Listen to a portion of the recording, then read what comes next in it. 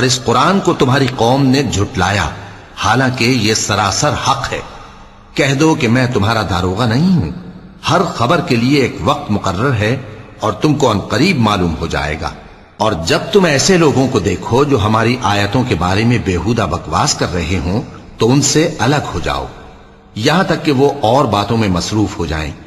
اور اگر یہ بات شیطان تمہیں بھلا دے تو یاد آنے پر ظالم لوگوں کے ساتھ نہ بیٹھے رہو، اور پرہیزگاروں پر ان لوگوں کے حساب کی کچھ بھی جواب دہی نہیں، ہاں نصیحت تاکہ وہ بھی پرہیزگار ہوں۔ اور جن لوگوں نے اپنے دین کو کھیل اور تماشا بنا رکھا ہے اور دنیا کی زندگی نے ان کو دھوکے میں ڈال رکھا ہے، ان سے کچھ کام نہ رکھو،